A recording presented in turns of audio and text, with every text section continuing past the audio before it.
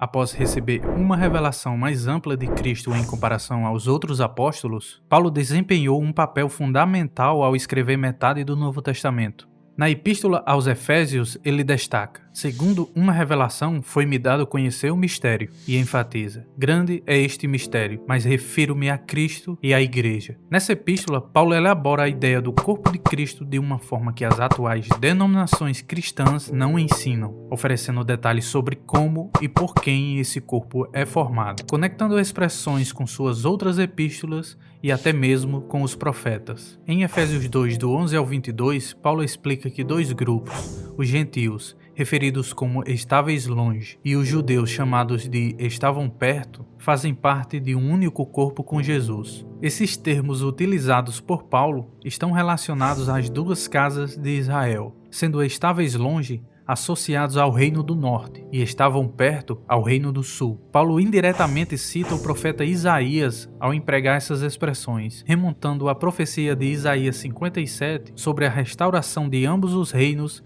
pelo Messias, em um período pré-dispersões. Como fruto dos seus lábios criei a paz, paz para os que estão longe e para os que estão perto, diz o Senhor, e eu os sararei, fazendo uma conexão em um período de divisão do profeta Oséias. Os filhos de Judá e os filhos de Israel se congregarão, ou seja, formarão a igreja, e constituirão sobre si uma só cabeça, serão o corpo de Cristo, e subirão da terra, porque grande será o dia de Jezreel, o dia em que Deus semeia. No período pós-dispersões, coube ao apóstolo Paulo explicar como se daria o cumprimento dessas profecias. Por isso, em Romanos 9, Paulo estabelece a relação dos que estavam longe com a casa de Israel, fazendo referência a Oséias e atribuindo aos gentios a mesma mensagem transmitida ao reino do norte, quando Deus os dispersou entre as nações. E essa promessa nos conecta precisamente com Efésios 2, onde Paulo ensina que, com Cristo, recebemos a cidadania israelita, somos introduzidos à família de Deus, o que ocorre por meio da circuncisão espiritual, conforme explicado por ele em Romanos 2 e Colossenses 2. A conexão entre aqueles que estavam longe, com os gentios e com a casa de Israel não é acidental.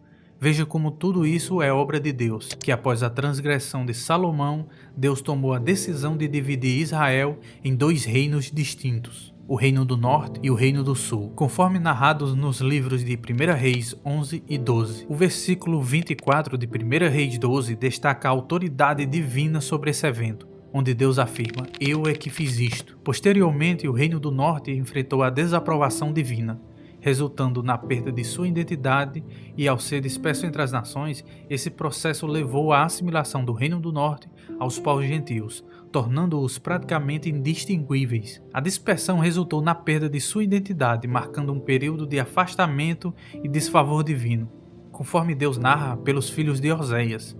No entanto, este não seria o fim para a casa de Israel, pois Deus semearia a casa de Israel com a intenção de colhê-la no futuro, trazendo consigo nesse processo os gentios. Semearei Israel para mim na terra e compadecer-me-ei da desfavorecida. E a não meu povo direi: tu és o meu povo, ele dirá: tu és o meu Deus. Deus plantou inicialmente um Israel natural com a finalidade de colher um Israel espiritual. Paulo, ao carregar consigo esse conceito profundamente definido, explicou detalhadamente como ocorre essa transição em 1 Coríntios 15, do 44 ao 49, dizendo: semeia-se corpo natural, ressuscita corpo espiritual. Se há corpo natural, há também corpo espiritual, pois assim está escrito: o primeiro homem, Adão, foi feito alma vivente. O último Adão, porém, é espírito vivificante. Mas não é o primeiro o espiritual, e sim o natural, depois o espiritual. O primeiro homem formado da terra é terreno, o segundo homem é do céu. Como foi o primeiro homem, o terreno, tais são também os demais homens terrenos. E como é o homem celestial, tais também os celestiais. E assim como trouxemos a imagem do que é terreno, devemos trazer também a imagem do celestial. Neste processo, Paulo delineia a mudança de um estado terreno para um estado espiritual. Esse padrão pode ser facilmente percebido nas Escrituras, onde antes existia um tabernáculo terreno, agora há um tabernáculo espiritual. Enquanto as 7 festas eram cumpridas de maneira terrena, hoje as cumprimos espiritualmente. O antigo sacerdócio levítico, que era terreno, deu lugar ao sacerdócio segundo a ordem de Melquisedeque, que é espiritual. Da mesma forma assim como há um Israel terreno, há também um Israel espiritual, seguindo esse mesmo padrão. Em resumo, o Israel espiritual é a igreja, que representa o corpo de Cristo, que reflete essa cidadania redimida, como indicado em Efésios 2,19. Assim, já não sois estrangeiros e peregrinos. Diante desse cenário, a assimilação entre a casa de Israel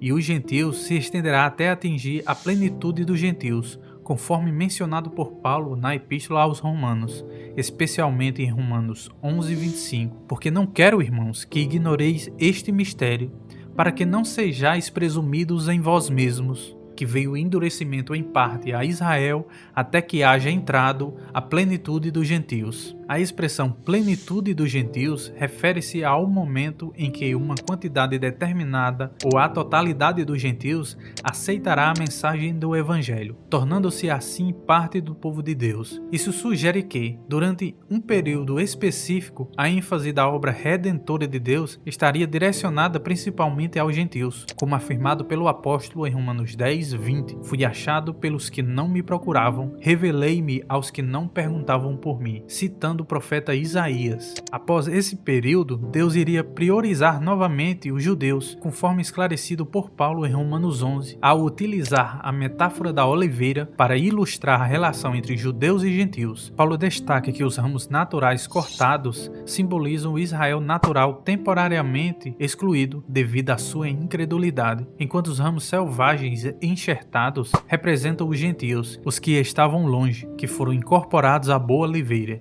que é o Israel de Deus. No início, Paulo aborda a questão de se Deus rejeitou definitivamente o seu povo escolhido, os israelitas naturais. Ele responde de forma enfática que Deus não rejeitou Israel de maneira irreversível, apontando para si mesmo como exemplo de um judeu da tribo de Benjamim, salvo pela graça. Os remanescentes de Judá, os que estavam perto, serão chamados novamente em plenitude. Veja o que Paulo escreveu. Ora, se a transgressão deles redundou em riqueza para o mundo, e o seu abatimento em riqueza para os gentios, quanto mais a sua plenitude. Porque se o fato de terem sido eles rejeitados trouxe reconciliação ao mundo, que será o seu restabelecimento, se não vida dentre os mortos? Então, a rejeição de Israel é incompleta, e em última instância, quando chegar o tempo designado por Deus, todo o Israel será salvo, como ele afirma em Romanos 11:26. Tudo isso o Espírito operou em Paulo para que você possa conectar com Apocalipse e fazer as conexões corretas. Em Apocalipse 7, Deus nos diz que os 144.000, que é um número simbólico para a plenitude,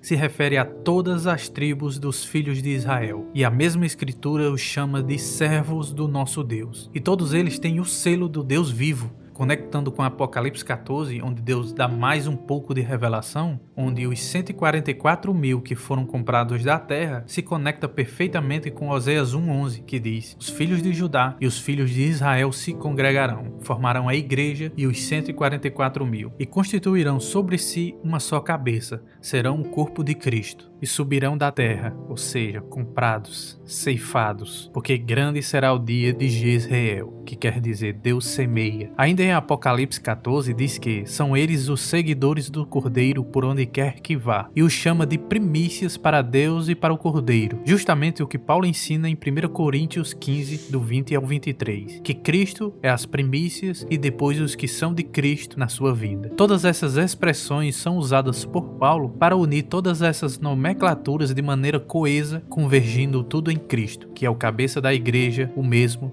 o Salvador do corpo.